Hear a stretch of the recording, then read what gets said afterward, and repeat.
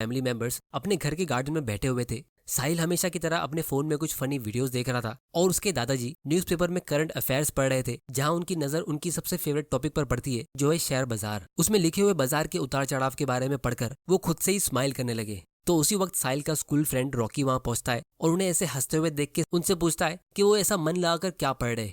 इस पर दादाजी कहते कि बेटा, मैं शेयर बाजार के बारे में पढ़ रहा हूँ, जब तुम बड़े हो जाओगे तो मैं तुम्हें इसके बारे में जरूर बताऊंगा। तब रॉकी कहता है कि नहीं नहीं, मुझे अभी जानना है। तब दादू मुस्कुराते हुए कहते कि बेटा, जब भी मैं शेयर बाजार के बारे में पढ़ता हूँ तब मुझे उस स्टॉक एक्सचेंज में होने वाले शोर, स्टॉक्स खरीदना और बेचना, वो सभी पुराने दिन याद आते और साथ ही साथ मुझे उस दोस्त की भी याद दिलाते जो इस स्टॉक मार्केट के बारे में मेरे से भी ज्यादा शौकीन था, लेकिन अनफॉर्चुनेटली वो इस बाजार से कुछ खास प्रॉफिट नहीं कमा पाया। अब रॉकी और ज्यादा इंटरेस्टेड हो गया और वो उनसे पूछने लगा कि आपने और आपके दोस्त ने इस बाजार को कैसे समझा और आपने यहाँ से इतना प्रॉफिट कमाया कैसे। तब वो कहने लगे कि बेटा, ये शेयर बाजार एक परिवार की तरह होता है। यहाँ आप कुछ कंपनीज के साथ कुछ रिश्ते जोड़ते हो, फिर इसमें भी आपको काफी सारे उतार चढ़ाव देखने मिलते हैं और कभी कभी वो टूट भी जाते हैं, पर जो इन रिश्तों को अच्छे और बुरे वक्त में संभाल के निभाए वही अंत तक साथ में रहते और सफल होते। अब रॉकी को ये बात बिल्कुल भी समझ नहीं आती है, क्योंकि वो अभी 5th स्टैंडर्ड में है। इसीलिए वो उनसे कहता है कि प्लीज मुझे एकदम सिंपल लैंग्वेज में समझाओ। इस पर वो कहते कि उन्होंने 2001 में पिडिलाइट इंडस्ट्री, जो एक कंपनी है, उसके 10,000 शेयर्स खरीदे थे, जो कि उस वक्त 8 रुपीज पर शेयर के प्राइस पे सेल हो रहा था। लेकिन अभी वो कंपनी की एक शेयर की वैल्यू 2,400 रुपीज के ऊपर हो गई है, जिसकी वजह से उनके 80,000 रुपीज के इन्वेस्टमेंट की वैल्यू अब ऑलमोस्ट 2.5 करोड़ की है। और दूसरी तरफ उनके एक क्लोज फ्रेंड ने, जो उस टाइम पे उनसे ज्यादा अर्न करते थे, उन्होंने भी ये सेम कंपनी में इन्वेस्ट किया था, लेकिन आज वो अपने बेटे की सैलरी पे डिपेंडेंट है, ना उनके पास कोई प्रॉपर्टी है और ना ही कोई शेयर्स। तब रॉकी पूछने लगा, ऐसा क्यों? तब वो कहते कि उनके फ्रेंड ने स्टॉक्स खरीद तो लिए थे, लेकिन उसमें इन्वेस्ट नहीं किया था। मतलब उनके फ्रेंड ने बस दूसरों की सुन के स्टॉक्स खरीद लिए थे और बहुत ही जल्द पैनिक करके उसे सेल कर दिया। क्योंकि स्टॉक मार्केट में जो भी शेयर्स खरीदता है उसे हम इन्वेस्टर बोल तो देते, लेकिन एक्चुअली में इन्वेस्टर वो होता है जो कंपनी के फंडामेंटल्स को समझ के उसके शेयर्स को बाय करे और अंत में वही यहाँ से वेल्थ क्रिएट करता है। तो इसीलिए दोस्तों, आज हम रॉकी और दादाजी की स्टोरी से कंपनी को एनालाइज करने के कुछ सिंपल स्टेप्स सीखेंगे, एकदम सिंपल लैंग्वेज में, जो कोई भी एक 5th स्टैंडर्ड का स्टूडेंट भी समझ पाएगा, ताकि आप इस वीडियो को अपने दादाजी से लेके 5th स्टैंडर्ड के छोटे भाई के साथ भी शेयर कर सकते हो। तो दादाजी ने रॉकी से कहा कि जब मैं स्टॉक मार्केट में न्यू था तो मैं कुछ ऐसे स्टॉक्स ढूंढता था जिसका प्राइस एकदम कम हो, ताकि मैं वैसे बहुत सारे शेयर्स खरीद सकूं और जब उनका प्राइस बढ़ जाए तो मैं उसे बेचकर प्रॉफिट कमा लूं। लेकिन ऐसे माइंडसेट से मैंने हमेशा लॉस लिया और मेजॉरिटी लोग आज भी स्टॉक मार्केट में यही करते हैं। इसीलिए स्टॉक मार्केट इतना बदनाम है, क्योंकि असलियत में हमें थोड़ा सा अलग माइंडसेट चाहिए होता है। तो इसीलिए बेटा, आप मुझसे एक सवाल का जवाब दो। मान लो आज तुम्हारे पास 1 करोड़ रुपए है और तुम उसे किसी एक कंपनी में इन्वेस्ट करते हो, जैसे इमेजिन करो किसी फुटवेयर कंपनी में, और उसके बदले तुम्हें 50% शेयर ओनरशिप मिल रही है, मतलब तुम उस कंपनी के आधे मालिक बन रहे हो, तो तुम उस कंपनी से क्या एक्सपेक्ट करोगे? तो रॉकी कहता है, मैं चाहूंगा कि उस कंपनी से मुझे अच्छा रिटर्न्स मिले। जैसे अगर मैं अपना पैसा किसी बैंक में डिपॉजिट करता हूँ तो उसमें मुझे 5 से 6% का रिटर्न मिलता है, तो मैं उससे ज्यादा एक्सपेक्ट करूंगा, यानी हर साल 1 करोड़ पे 5 से 6 लाख रुपए से ज्यादा। और इसके साथ ये कंपनी फ्यूचर में ग्रो होनी चाहिए, तो कंपनी के जो भी फ्यूचर प्लान्स है मुझे वो पता होने चाहिए। तो दादाजी रॉकी के इस जवाब से काफी खुश हुए और कहने लगे कि देखो, यहाँ तो तुमने बहुत ही अच्छी सोच रखी कंपनी से अच्छे रिटर्न्स कमाने के लिए और फ्यूचर ग्रोथ के लिए, तो यही बात तुम स्टॉक मार्केट में क्यों नहीं करते? क्योंकि चाहे ओनरशिप 50% की हो या 5% की या फिर 0.0005% की, भले ही आपके पास आज 1 करोड़ रुपए नहीं है। जब मैंने अपनी कॉलेज की डिग्री खत्म की थी तो मेरे पास भी नहीं थे, लेकिन आज मेरे पास मल्टीपल स्टॉक्स में करोड़ों के इन्वेस्टमेंट्स है। ये इसीलिए पॉसिबल हुआ क्योंकि मैंने पहले ही एक लॉन्ग टर्म माइंडसेट रखा, वेल्थ क्रिएशन पे फोकस किया, ना कि छोटे मोटे प्रॉफिट्स पे। तो इसीलिए सबसे पहला लेसन आपके लिए ये है कि जब भी आप किसी स्टॉक में इन्वेस्ट करने का सोचते हो या फिर स्टॉक मार्केट में एंटर करते हो, तो भले आप किसी कंपनी का सिर्फ एक शेयर खरीदते हो, आप ये सोचो कि मैं उस कंपनी को धीरे धीरे करके पूरा बाय कर लूंगा। तो वो कंपनी इतनी अच्छी होनी चाहिए कि आप ऐसी बेट लेते हो कि वो फ्यूचर में उससे भी ज्यादा और स्ट्रांग होती रहे। फिर रॉकी पूछता है, पर दादाजी जरूरी नहीं है कि इस फुटवेयर कंपनी से रिटर्न्स हमें अच्छा मिले, ये भी तो हो सकता है कि हमें लॉस हो, और मुझे पता चलेगा कैसे कि ये कंपनी फ्यूचर में ग्रो होती रहेगी? तब दादाजी कहते कि बेटा, ये बात तो सही है, इसीलिए किसी के फ्यूचर को समझने के लिए हमें उसके पास्ट को समझना होगा। जैसे इमेजिन करो कि किसी कॉलेज के कैंपस में बड़ी बड़ी कंपनीज वाले आते हैं कुछ स्टूडेंट्स को जॉब देने के लिए, लेकिन उसमें इंटरव्यू के लिए 50 लोग हैं और कंपनी को सिर्फ 5 ही स्टूडेंट्स को जॉब देना है, तो कंपनी की एचआर क्या करेगी? तब रॉकी कहता है कि वो शायद स्टूडेंट्स के मार्क्स चेक करेंगे। एग्जैक्टली, आपके मार्क्स से कंपनी के एचआर को ये पता चलेगा कि आप कितने हार्ड वर्किंग हो और कितने सिंसियर हो।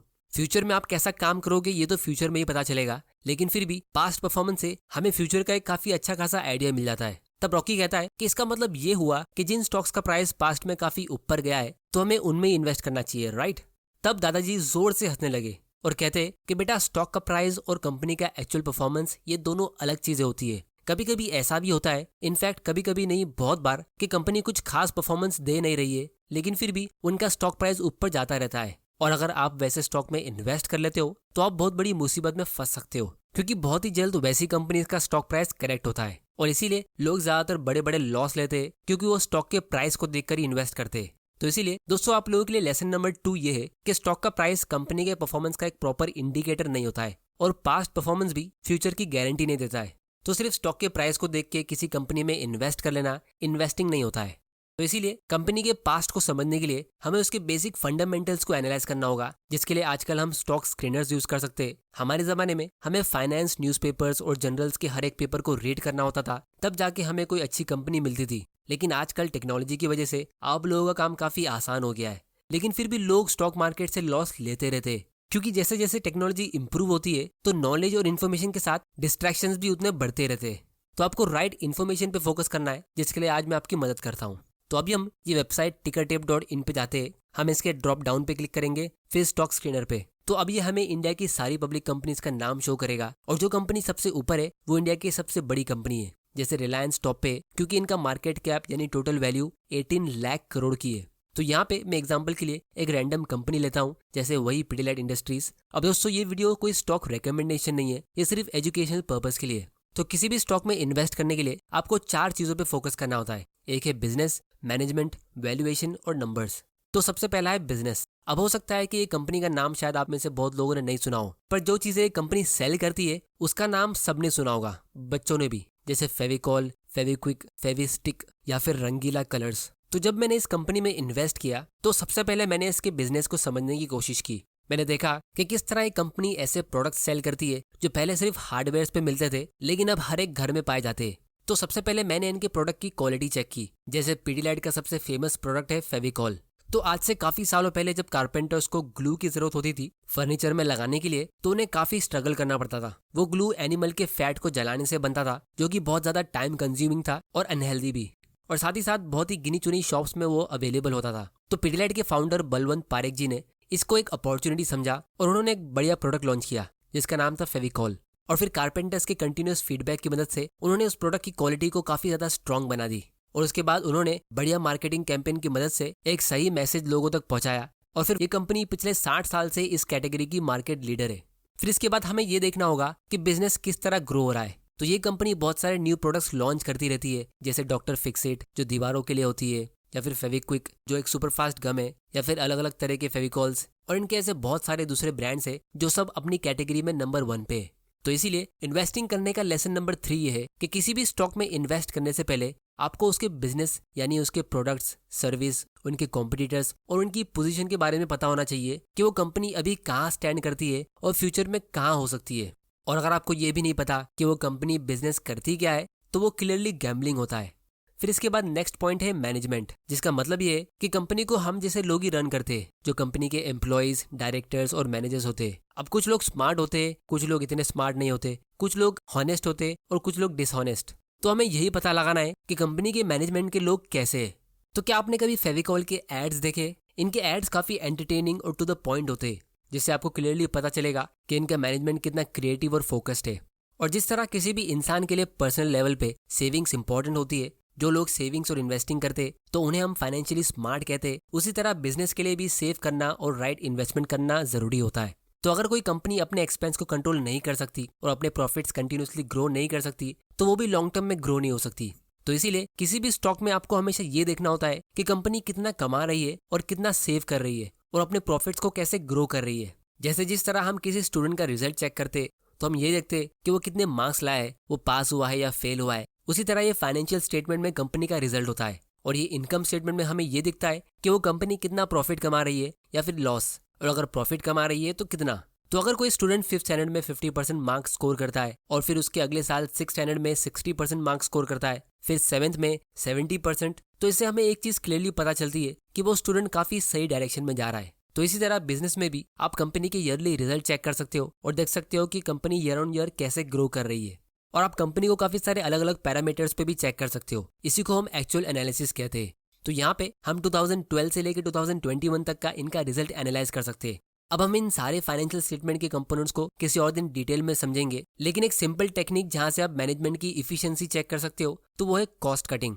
तो इसके लिए हम यहाँ पे एनुअल मार्जिन व्यू सिलेक्ट करेंगे। इससे हमें कंपनी के अलग अलग तरह के मार्जिन पता चलते हैं। जैसे एक इंपॉर्टेंट कंपोनेंट है प्रॉफिट मार्जिन, जिसको हम नेट इनकम मार्जिन भी कहते हैं। तो अगर आप इनका 2012 का नेट इनकम मार्जिन देखोगे तो ये 10% का था। मतलब कंपनी हर 100 रुपए के सेल्स पे 10 रुपए का प्रॉफिट कमा रही थी। लेकिन धीरे धीरे करके ये प्रॉफिट मार्जिन ग्रो होता गया और अभी 2021 में ये 15% के ऊपर है। तो इससे हमें पता चलता है कि कंपनी अपने क्वालिटी को ध्यान में रख के कॉस्ट कटिंग कर रही है और अपने सेल्स को भी ग्रो कर रही है। तो ये कंपनी के मैनेजमेंट का एक पॉजिटिव साइन होता है। तो इसीलिए लेसन नंबर 4 ये है कि आपके बिजनेस के मैनेजमेंट के बारे में आपको उतनी ही चीजें पता होनी चाहिए जितनी आपको अपने क्लोज फ्रेंड के बारे में पता होती है। जैसे उनका कैरेक्टर कैसा है, क्या उन्होंने पास्ट में कभी किसी को चीट किया है, और क्या वो कंपनी को रन करने के लिए टैलेंटेड या केपेबल है या नहीं। फिर दोस्तों आखिर में जब हम किसी बिजनेस और मैनेजमेंट को पूरी तरह समझ लेते तो हम कंपनी की वैल्यूएशन पे फोकस करते। मतलब क्या वो कंपनी हमें सस्ते में मिल रही है या नहीं। तब रॉकी कहता है, पर दादाजी ये तो काफी कॉम्प्लेक्स कैलकुलेशन वाला काम लग रहा है। जो लोग मैथ्स में स्ट्रांग नहीं है वो लोग इसे कैसे कर सकते। इस पर दादाजी कहते कि क्या तुम वहां चल रहे 3 लोगों में से बता सकते हो कि किसका वजन सबसे ज्यादा है।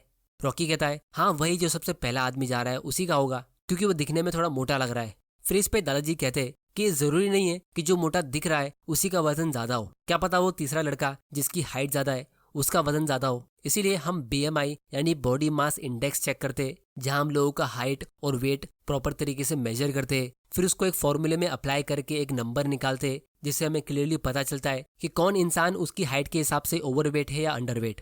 तो इसी तरह वैल्यूएशन में भी हम कुछ फॉर्मूले यूज कर सकते, जहां हम क्लियरली पता लगा सकते कि कंपनी अंडर वैल्यूड है या नहीं। लेकिन इन्वेस्ट करने के लिए आपको एग्जैक्ट फॉर्मूला यूज करने की जरूरत नहीं है। अगर आप किसी कंपनी को दूर से देख के पता लगा लो, जैसे हमने उस पहले वाले आदमी को दूर से देख के पहचान लिया कि उसका वेट सबसे ज्यादा होगा, तो इसी तरह आपको स्टॉक इन्वेस्टिंग में भी कॉम्प्लेक्स कैलकुलेशन करने की जरूरत नहीं है। तो इसीलिए इन्वेस्टिंग का लेसन नंबर 5 ये है कि अगर कोई कंपनी बहुत अच्छी है और चीप है तो उसके लिए आपको कैलकुलेशन करने की जरूरत नहीं होगी। आप कंपनी के काफी सिंपल रेशियोज को देखकर ही पहचान लोगे कि वो काफी अच्छा इन्वेस्टमेंट है, जिसको हम आने वाली वीडियोस में काफी डिटेल में समझेंगे। तो अगर आप किसी कंपनी के बेसिक रेशियोज को देखकर पता नहीं लगा सकते कि वो अंडर वैल्यूड है या नहीं, तो आप उसमें इन्वेस्ट करो ही मत, क्योंकि आपको हमेशा अपना एनालिसिस करते वक्त ये देखना है कि क्या कंपनी का डेटा समझने में आसान है। क्योंकि कंपनी के मैनेजमेंट का ये भी एक इंपॉर्टेंट काम होता है कि वो अपनी सारी इन्फॉर्मेशन आपको एकदम सिंपल लैंग्वेज में प्रेजेंट करे। तो अगर आपको एक अच्छा स्टॉक मिलता है तो आपको खुद ही एक कॉन्फिडेंस मिल जाएगा उसमें एक बड़ा अमाउंट इन्वेस्ट करने के लिए, जिससे अल्टीमेटली आप एक रियल इन्वेस्टर कहलाओगे, ना कि कोई गैम्बलर जो लक पे डिपेंड होता है।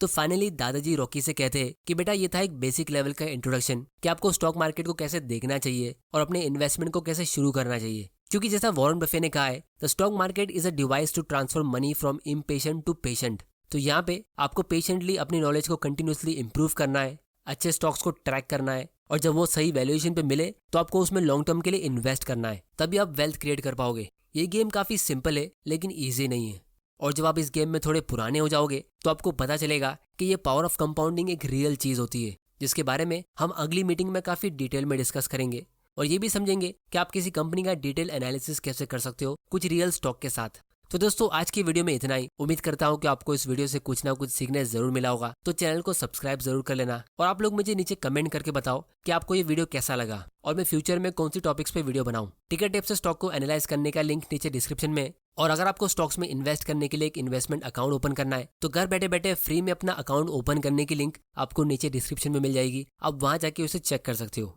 वीडियो पसंद आया तो इसे लाइक करो, नहीं पसंद आया तो डिसलाइक करो। आपका वैल्यूएबल टाइम देने के लिए thank you and good bye.